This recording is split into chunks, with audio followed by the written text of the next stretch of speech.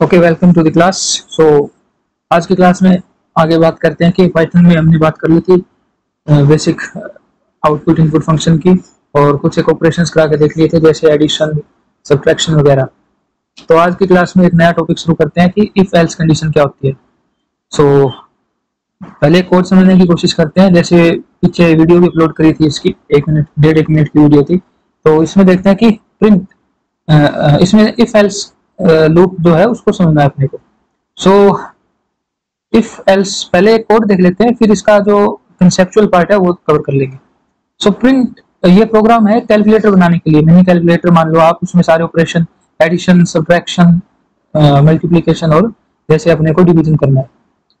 तो इफ और एल्स, तो इफ एल्स क्या होते हैं, और इसके बाद में मतलब कि इफ एल्स जब होगा, यदि ऐसी कंडीशन हो तो क्या हो कि ऐसा हो जाए, और यदि ऐसा ना हो मतलब एल्स, यदि ऐसा ना हो तो ऐसा हो जाए। मान लो कि एक प्रोग्राम लिख लिया हमने, उसमें लिख दिया if choice is equal to 1। यदि चॉइस 1 हो तो रिजल्ट क्या हो जाए, मेरा a प्लस बी हो जाएगा। एल्स लिख दिया मान लो यदि चॉइस 1 नहीं होगी तो एल्स में जो हम कमांड जो कोड लिख देंगे वो एग्जीक्यूट हो जाएगा। तो मान लो कि जैसे कि इसके बाद में सीधा हमने ये एल्स समझा एक बार, बाकी भूल जाओ बीच में कुछ लिखा हुआ है। तो इधर एल्स प्रिंट इनवैलिड आउटपुट, यानी कि यदि इफ एल्स का एक बार यही देखते हैं, जैसे कि if choice is 1 result is a plus b, else print invalid, typing error है ये, इनवैलिड इनपुट आ जाएगा। अच्छा, तो यानी कि यदि चॉइस 1 हो, यदि चॉइस 1 हो तो रिजल्ट क्या a प्लस बी हो जाए। एल्स कुछ भी हो 1 के अलावा तो प्रिंट करा देना मेरे को इनवैलिड इनपुट। तो यानी कि 1 के अलावा कुछ एंटर करेंगे तो वो इनवैलिड है मेरा इनपुट, ऐसे कंप्यूटर पे प्रिंट हो जाएगा मेरे को। ठीक है, तो अपने को क्या समझ में आया अब? तो कुछ कंडीशन मेरे को सेटिस्फाई करानी हो, वो ओके है, यस है, ट्रू है, तो वो इफ में एग्जीक्यूट हो जाएगा। यदि वो नो है, फॉल्स है, तो वो क्या होगा, एल्स में चला जाएगा।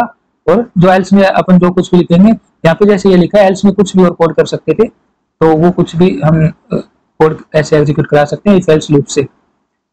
तो दो कंडीशन हो, यदि ऐसा हो, और दूसरा क्या हो, यदि ऐसा ना हो, ये हो गया इफ एल्स। बट क्या हो कि एक से ज्यादा कंडीशन मेरे को कभी करनी पड़ जाए, तो उसके लिए क्या होगा, इफ लिख दिया फिर एलिफ लिखना पड़ता है। एलिफ क्या होता है कि चॉइस 1 हो, या फिर चॉइस 2 हो, या चॉइस 3 हो, या फिर चॉइस 4 हो। यानी कि मेरे को 5 स्टेटमेंट एग्जीक्यूट करनी पड़ रही है। Number 1 if, then elif, elif की 3 होगी, 4 ये होगी, और एक फिर एल्स की स्टेटमेंट। तो ये जो लॉजिक होगा, ये इफ एल्स वाला तो सिर्फ दो जो मेरे मतलब कि दो चॉइसेस थी उसके लिए था, इफ ऐसा हो तो, वरना एल्स में चला जाता। अब क्या हुआ, if choice is equal to 1, elif choice is equal to 2, यानी कि चॉइस के मेरे को 4 इनपुट देने हैं, और बाकी बचा कुचा एल्स में चला जाएगा। तो वो इफ नहीं लिख सकते हर जगह, इफ लिख के अगली जो मेरे को कमांड देनी पड़ेगी वो एलिफ से शुरू करनी पड़ेगी। Elif choice is 2, elif choice is 3, elif choice is 4, और ये सारा एग्जीक्यूट होने के बाद में अब एलिफ के अंदर ये इफ एल्स एक छोटा सा लूप लगा दिया। वैसे ये लूप है लूप का मतलब होता है कि वो चलता जाएगा कोड जब तक कि वो एल्स वाली कंडीशन ना आ जाए। यानी कि इफ में कुछ भी लिख देंगे हम तो वो एक लूप चलेगी, इफ एल्स लूप बोलते हैं इसको। लूप यानी कि सर्कुलर वैसे घूमता रहेगा कोड, जब तक कि वो एल्स वाली कंडीशन नहीं आएगी, इफ वाली कंडीशन जब तक सेटिस्फाई होगी वो लूप वैसा ही चलता जाएगा, चलता जाएगा, चलता जाएगा।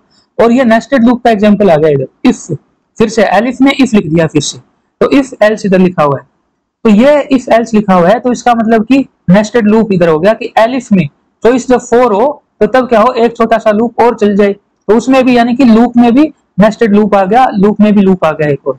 तो एलिफ जो ये लूप चलेगा, इसमें क्या होगा, हमने ये जो इधर इनके बीच में ये आइडेंटिटेशन दिख रहा है, इंडेंटेशन, तो ये क्या होता है कि जैसे C++ में करली ब्रैकेट लगा लेते हैं हम, तो इधर पाइथन में क्या होता है कि जैसे ये जो सारे के सारे है, इफ है, एलिफ है, एलिफ है, एलिफ है, और ये सारे की एक मतलब कि यूं वर्टिकल लाइन की मतलब की सीध में आ रहे हैं, और ये जो है इफ एल्स वाला ये कुछ स्पेस देके इधर आ रहा है। तो यानी कि इसमें इसको पाइथन में आइडेंटिटेशन की प्रॉपर्टी बोलते हैं, इंडेंटेशन की।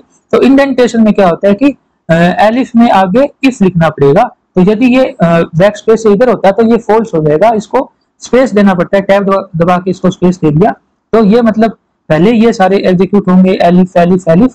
अब ये जब एलिफ चॉइस 4 वाला एग्जीक्यूट होगा तो इसमें फिर से भाई यहाँ से शुरू होगा कोड। तो अब कंप्यूटर समझेगा कि मेरे को यहाँ से शुरू करना है इफ एल्स। तो और मतलब कि कंसेप्चुअली थ्योरेटिकल पार्ट है जो भी, और वो ढंग से ऐड कर लेंगे इसमें वीडियो में। तो if b is zero else is, यानी कि इसमें क्या हो गया, ये इंडेंटेशन देके हमने कुछ आगे लिख दिया है। तो ये पाइथन की प्रॉपर्टी है, ऐसे करना पड़ता है कि इसमें एलिफ में फिर से एक मेरे को छोटा सा ये कोड हो गया, बेसिकली एक कोड समझ लो इसको। तो इसको एक कुछ इन दो वर्टिकल लाइंस के बीच में जो स्पेस है ये देना पड़ता है। बाकी थ्योरेटिकल इसको मैं और अच्छे से थ्योरेटिकल क्लास में समझाऊंगा। अभी थोड़ा बहुत समझ में आया होगा, तो थ्योरेटिकली जब समझेंगे इसको और ज्यादा क्लियर हो जाएगा। तो ये एक हम समझ के देखते हैं एग्जाम्पल अपना।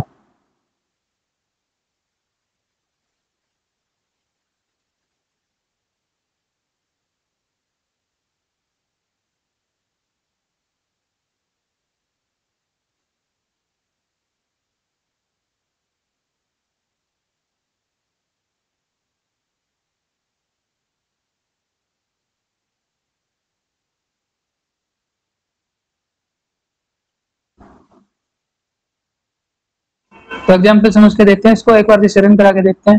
तो इसको रन कराया हमने, देखना आप जैसे ये इसका मेरे को प्रोग्राम का एग्जीक्यूशन दिख रहा है। तो इधर क्या हुआ, प्रिंट स्टार्टिंग से लाइन बाय लाइन क्या पाइथन एग्जीक्यूट करती है ऑपरेशंस को। प्रिंट सिलेक्ट ऑपरेशन, तो सबसे पहले ये यहाँ पे आ गया अपना प्रिंट हो गए। फिर ऐड सब्ट्रैक्ट मल्टीप्लाई डिवाइड, तो ये सारी 5 लाइनें एग्जीक्यूट होगी मेरी। उसके बाद में 6th लाइन क्या है, चॉइस इज इनपुट एंट्री और चॉइस 1 2 3 4। तो यहाँ पे चॉइस मेरे को भरनी पड़ेगी। अब यानी कि मैं कैलकुलेटर जो बना रहा हूँ मेरा, इसमें क्या है, मेरे 4 इनपुट ले रहा हूँ मैं 1 2 3 4। अब जब मैं मतलब कि जो इनपुट डालने वाला यूजर होगा, प्रोग्रामर होगा, वो क्या हो, जब 1 डालेगा तो क्या मेरा समेशन हो जाए, जब वो 2 डालेगा तो मेरा सब्ट्रैक्शन हो जाए, जब हमारी चॉइस 3 डाल देंगे तो a इंटू बी हो जाए, और यदि चॉइस 4 डाल दे यूजर है तो उसमें चॉइस 4 अपने क्या हम चाह रहे हैं इधर डिवीजन हो जाए, a बाई बी हो जाए। लेकिन उसमें कंडीशन क्या है, कभी भी क्या है कि जो डिनोमिनेटर है कभी 0 नहीं होना चाहिए, जो नीचे लिखा होता है डिवीजन में। तो उसकी पहले मेरे को कंप्यूटर को भाषा समझानी पड़ेगी, इसको पाइथन को, कि if b is equal to 0, कि यदि b 0 हो ना तो एक प्रिंट कर देना, ये भाई प्रिंट में ये आ जाए error can not divide by 0। भाई 0 से कभी किसी नंबर को हम डिवाइड नहीं कर सकते। फिर एल्स में result is a upon b, तो प्रिंट रिजल्ट, ये अभी बात कर लेंगे, छोटा सा लॉजिक है ये।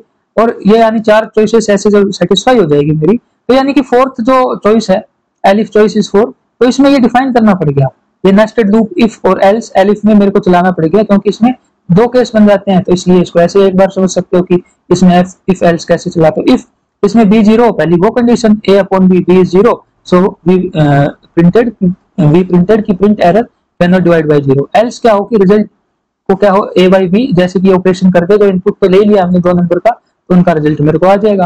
और बाकी अब देखो कि ये एल्स किसकी, मतलब कि नीचे सीध में लिखा हुआ है, तो एल्स किसके है कि इफ से शुरू हो रहा है, तो ये इस इफ का एल्स है स्टार्टिंग से। तो इसके बिल्कुल नीचे वर्टिकली आएंगे तो बिल्कुल इसके मतलब कि यूं बिल्कुल इफ के वर्टिकली मेजर भी करें तो बिल्कुल इफ के नीचे जो है बिल्कुल की उसके सीध में लिखा हुआ है एल्स। तो एल्स प्रिंट इनवैलिड इनपुट, तो मेरे को क्या करना है कि यदि चॉइस क्या हो 1 2 3 4 के अलावा कोई हो, तो इनवैलिड इनपुट मेरे को क्या है उसमें मिल जाएगा लिखा हुआ है ना। तो सबसे पहले जैसे ये 1 2 3 4 के अलावा इसमें कुछ अपन ऐड करके इसमें कुछ इनपुट देने की कोशिश करते हैं। मान लो 0 दे दिया मैंने, तो क्या आ गया, इनवैलिड इनपुट। तो 0 दिया है मैंने, तो उसको इनपुट ले लिया कंप्यूटर ने। तो ये मतलब स्टार्टिंग की लाइन में क्यों नहीं आया 0 देते ही, तो वो क्या है, देखो कि 0 वाली कंडीशन कहाँ है, इधर हम आएंगे तो जैसे चॉइस यहाँ पे कोड लिखा हुआ है मेरा, फिर चॉइस के बाद में हमने लूप नहीं लगाई ना, तो चॉइस के नीचे तो हमने 2 इनपुट मांग रखे हैं कंप्यूटर से। ए को डिफाइन कर दिया कि ए कुछ है और बी कुछ है, कुछ नंबर है ये, और मतलब ये तो सिर्फ हमारी अंडरस्टैंडिंग के लिए है, अभी लूप लगना शुरू ही नहीं हुआ। तो ये 2 नंबर तो लेगा, लेकिन अब है ना, तो कोई भी कंडीशन आ रही है ना, तो वो अब उसको लूप जो यहाँ से शुरू हो रहा है, अब ये 2 नंबर आ गए। और फिर ये चॉइस का जो हमने डेफिनेशन दी है, यानी कि ये चॉइस को देखेगा आप कंप्यूटर की चॉइस क्या है, 1 है 2 है 3 है 4 है या समथिंग एल्स है। तो इसने देखा ना 1 है ना 2 है ना 3 है ना 4 है, और ना ही मतलब 4 के अलावा 1 2 3 4 में कुछ भी नहीं है, इसके अलावा कुछ है, तो एल्स में चला गया ये, और ये प्रिंट इनवैलिड इनपुट, यानी कि सीधा यहाँ से इफ से लेके 9th लाइन से लेके और 23rd लाइन से बाहर निकाल लिया इस लूप से इनपुट को, और सीधा इधर 24th लाइन में एल्स वाली कमांड आगे 25th में आगे वो प्रिंट इनवैलिड इनपुट, ये इनवैलिड इनपुट है, जैसा कोड लिखा है उसके अकॉर्डिंग नहीं है। तो अब पूरे इसको कोड को समझते हैं हम।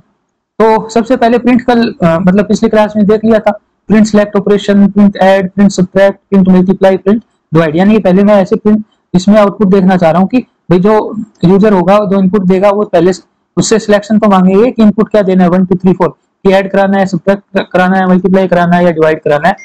तो अब क्या हो जाएगा,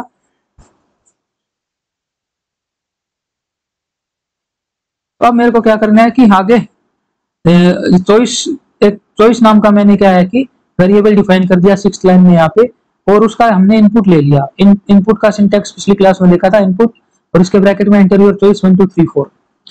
अब क्या कर लें अपन की ए वेरिएबल डिफाइन कर दिया, a is float input enter first number, और बी यानी कि दो वेरिएबल ले लिए मैंने इनपुट के फॉर्म में, ए और बी, कुछ भी नंबर हो सकते हैं। और ये कंप्यूटर को कैसे समझाया, ये नंबर है फ्लोट लगा दिया इधर। तो ठीक है, यहाँ तक अपने को समझ में आ गया कि चॉइस ले ली हमने 1 2 3 4 के बीच में, 1 2 3 4 से कोई भी चॉइस ले ली और ए और बी डिफाइन कर दिए, दो नंबर एज इनपुट ले लिया हमने।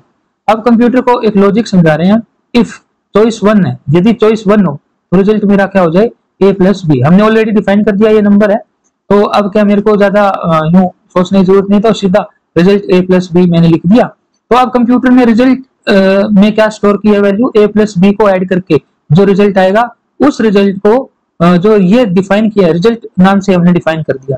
तो उस कंप्यूटर की भाषा में एक बार इधर ये रिजल्ट को भूल जाओ क्या लिखा हुआ है, a प्लस बी में जो वैल्यू स्टोर हो रही है इधर, तो a प्लस बी में जो कुछ भी स्टोर होगा वो इस वेरिएबल में आ जाएगा, और इस वेरिएबल का नाम हमने रिजल्ट डिफाइन किया है, कोई और भी नाम हम डिफाइन कर सकते थे इधर। तो इसमें a प्लस बी का जो मतलब कि a प्लस बी का जो a प्लस बी जो फाइनली निकल के आएगा मैथमेटिकली, वो इस वेरिएबल जिसका नाम रिजल्ट है इसमें स्टोर हो जाएगा। तो इसको फिर मैं प्रिंट करा लूंगा कि प्रिंट रिजल्ट, ये तो मेरा देखने का फॉर्मेट है कि आगे मतलब डिस्प्ले में आउटपुट में मेरे को ये कैसे दिखना है, तो ये कोई मायने नहीं रखता। रिजल्ट इज सीधा ये आउटपुट विल भी, कुछ भी लिख सकते हो इसमें अपनी अंडरस्टैंडिंग के लिए। तो रिजल्ट और इसका सिंटैक्स आगे लिख दिया रिजल्ट कोमा रिजल्ट। फिर क्या हुआ, एलिफ चॉइस इज 2। अब इफ के बाद में दोबारा इफ नहीं लिखना होता, एलिफ लिखना पड़ता है। यदि चॉइस क्या हो 2 हो तो क्या हो, सब्ट्रैक्शन हो जाए, result is a minus b. a minus b का जो आउटपुट होगा वो रिजल्ट में स्टोर हो जाएगा, और फिर प्रिंट ऐसे रिजल्ट को प्रिंट करा लेंगे। अब जो a माइनस बी का रिजल्ट में स्टोर हुआ था वो यानी कि a माइनस बी में जो एग्जीक्यूशन हुआ है अरिथमेटिक ऑपरेशन, वो यहाँ से प्रिंट हो जाएगा। एलिफ चॉइस 3 हो जाए तो रिजल्ट क्या हो, a मल्टीप्लाई बी, और उसको a मल्टीप्लाई बी का आउटपुट रिजल्ट में वेरिएबल में इधर स्टोर हो गया और रिजल्ट इधर प्रिंट कर लिया हमने। ये हमारे अंडरस्टैंडिंग के लिए होता है, इन्वर्टेड कोमास के बीच में जो लिखा होता है ये अपने लिए होता है, और ये जो वेरिएबल इधर डिफाइन किया कोमा लगा के वो एज इट इज लिखना पड़ता है अपने को। देन एलिफ चॉइस इज 4, यानी कि फिर से एलिफ लगाना पड़ेगा। चॉइस यदि 4 हो तो अब simply result a upon b नहीं लिखेंगे हम, यदि फिर b 0 हो जाए तो वो केस भी काउंट करना पड़ेगा। तो पहले ही उसको मतलब कि हम देख लेते हैं। सबसे पहले कंप्यूटर को डिफाइन कर दिया कि एलिफ जो लूप चले उसमें इफ वाली लूप शुरू हो जाए, if b is equal to 0, यदि b 0 हो तो print error can not divide by 0, तो उसमें एरर दिखाना है, अपने को बता देना है कि इसको हम नंबर को किसी को भी 0 से डिवाइड नहीं कर सकते। और मतलब कि इफ b इज 0 तो ये एरर हमको दिख जाएगा। तो इफ और एल्स दो बात पढ़ी हमने, तो इफ b 0 है तो मतलब कि 0 से डिवाइड नहीं कर सकते, और यदि b 0 नहीं है तो रिजल्ट क्या होगा, a अपॉन b हम डिफाइन कर देते हैं कि ऐसे जो उसका आउटपुट है वो मेरे को दिख जाए। तो ये वाली कंडीशन जब सेटिस्फाई ना हो तो b जब नॉन जीरो इसका मतलब, या फिर सीधा उसको एल्स लिख दो। तो इफ एल्स, तो इफ में फिर से एलिफ नहीं लिखना होता, इफ एल्स को पूरा करना पड़ता है। जैसे ऊपर वाली जो इफ एल्स की लूप चली है, तो इफ और एल्स लास्ट में क्लोजिंग आर्गुमेंट एल्स से देना ही पड़ा मेरे को, बीच में एलिफ एलिफ लिख सकते हो, एक से ज्यादा इफ वाली कंडीशन लिखनी पड़े मेरे को। तो if b is 0 print error can not divide by 0, else क्या होगी मेरा, तो इसमें इफ एल्स का अपने को क्योंकि दो ही कमांड है तो इफ एल्स से मेरे को वो पूरी करनी पड़ेगी। तो इफ b इज 0 ये कमांड होगी, इफ b इज नॉट 0 तो उसको एल्स बोल दिया सीधा। तो इफ b इज 0 तो ये वाली b 0 नहीं है तो इसका मतलब एल्स, तो क्या होगा, result is a upon b, result क्या हो जाएगा, a को b से डिवाइड करना। तो प्रिंट ये अपनी अंडरस्टैंडिंग के लिए इन्वर्टेड कोमास में, और फिर कोमा लगा के जो रिजल्ट वेरिएबल में a अपॉन b का आउटपुट स्टोर हुआ है भाई वो मेरा प्रिंट हो जाए। तो अब क्या है, मेरी ये मिनी कैलकुलेटर बन गया, उसमें एडिशन, सब्ट्रैक्शन, मल्टीप्लाई और डिवीजन का मैंने क्या किया, इसमें सारे लॉजिक डाल दिए। अब ये मेरे मतलब चारों ऑपरेशन पूरे हो चुके हैं।